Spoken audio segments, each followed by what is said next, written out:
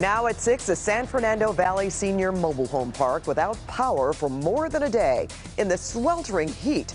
But the heat isn't the only problem. Some of its medically fragile residents depend on oxygen and electric hospital beds. CBS 2's Kristine Lazar is live in Mission Hills with the story that you'll only see on CBS 2. Kristine? Well, Pat, we are across the street from the mobile home park because park management kicked us off the property. They do tell us that they're working on getting generators in to help these residents, but no timeline for when the power will be restored. Meantime, those medically fragile residents say they're suffering through this heat wave.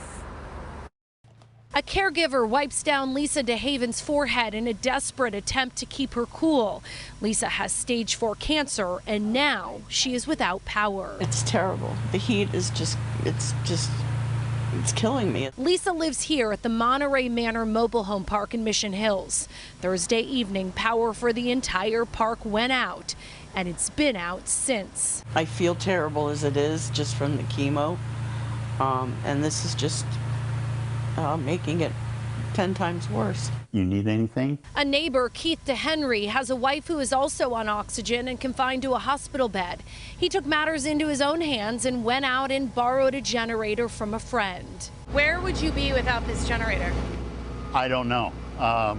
Again, my wife is immobile. I don't know what we would do.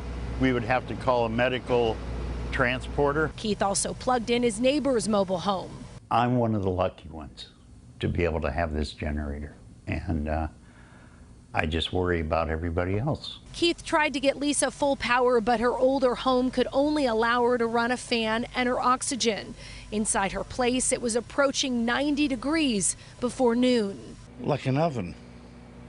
Truly like an oven. Lisa's roommate used cold showers and frozen water bottles to stay cool. It's unconscionable to have to make somebody go through something like this. An LA DWP worker on site told us the outage was caused by old equipment combusting. Management on site wouldn't talk to us on camera, but told us they're trying to bring in more generators. But there's no time frame for when the lights and air will be back on. The mobiles are ours, but we rent the property, and naturally everybody pays their rent on time. But you know, to get answers like this, it's just not fair to the people. I did speak with the DWP, and they say that because this is equipment that the park maintains, there's not a lot that it can do. But a spokesperson says they are also trying to help get those generators in so we can get at least the air and the lights back on for these residents. But again, at this point, we don't know when or if that will happen.